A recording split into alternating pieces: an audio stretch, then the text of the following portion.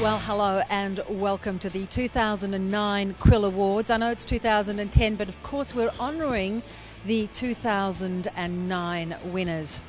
My name's Bev O'Connor. I've been around for a lot more years than I care to remember, but it's a great delight to be here because, of course, anyone who is anyone is somewhere else tonight. But what you can be sure of is that the cream of Victorian writers, thinkers, journalists and press supporters are in that room tonight. So let's meet a few of them on the red carpet. You're hosting tonight, the first time host? Yes, that's right. I think everyone does it for the first time and then the last time. Because they are the toughest crowd in town, I'm warning you. We rank right up there with used car salesmen and insurance salesmen. And in many ways, that's probably a true reflection of what we do. But we enjoy it, we get off on it, and at the end of the day, I think we do a pretty good job. Well, good luck, and I'm sure we're going to have a wonderful... Yeah, can you clap? You've had some memorable nights at these award nights. Anyone that you have in mind for a little bit of biffo at the end of the evening, Michael? I'm getting a bit old for that now. In my younger days, anything could happen on these nights, but you do tend to grow up a little bit, finally, and I've hung up my gloves. Virginia Trioli, host of ABC Breakfast, News Breakfast. Do you feel there should be a new category for the best television faux pas? Well, no, because that would be unfair for everyone else, I think, because that one's mine.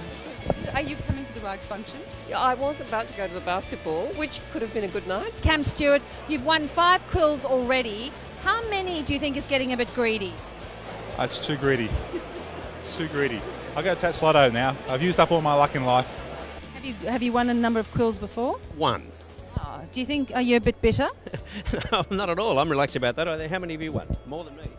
I've won one. One, okay. And in fact, I had to rescue her out of the toilet from the bathroom to get her gold quill. Are you preparing to be very careful about your ablutions this year? I will be extremely careful this year. It will not happen again. Is there any competition in the household regarding some of these issues? Constantly. Well, it's not much of a competition. I've only ever won one award, and that was one quill. You've done better than that. Before I left home, my young son, whose first year of secondary school, said, "Mum, don't win another one. I want Dad to win tonight." So even he's tired of me winning. I can remember last year when I got up and won, there was an audible sigh on Cafania again. So I hope I don't win tonight. That's seriously. What do you think Johnny's going to be when he grows up? Let me think. I've told him he can... Look, Johnny, you can be whatever you want. No pressure, so long as it's Supreme Court judge or a surgeon. That's it. Now, we were together one night at the Walkleys when we had a celebrated affair when Glenn Milne punched Stephen Mayne. Are you looking forward to something similar tonight? I was considering it, actually. Who was your target? Oh, it was about 4 of them. Now, that was a lovely night. I was sitting next to a senior politician who thought it was the best thing he'd ever seen. Cleo Bachelor of the Year one moment, Quill Awards the next. What a heady life you lead. Yeah, I'm trying to just win any award I can at the moment. Well, will you take off your shirt later on in the night? No, I've been strictly told by our publicity department that my shirt is never to come off under any circumstances, and quite frankly, I think that's in everyone's best interests. Tracy Grimshaw, of course, host of Current Affair. Look, Gordon Ramsay's restaurant's just downstairs. Do you know if he's in town? I don't know, because it may not come as a surprise to you, Bev, but we don't talk to each other. He doesn't ring me and say, look, babe, I'm here. You've just returned from the heady world of Washington. Are you feeling part of the vibe? How does it differ, the Melbourne Press Club? Well, in fact, this time last year we were at the Congressional Radio and TV Association Awards.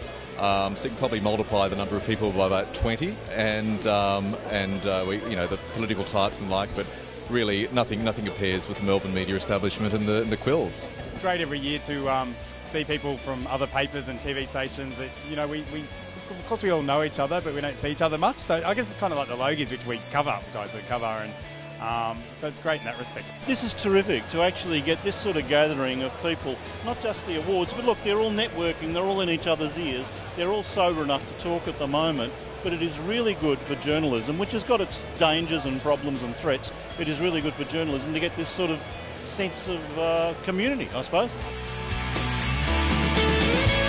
Well, those are just some of the players and some of the big contributors to the media world that was 2009.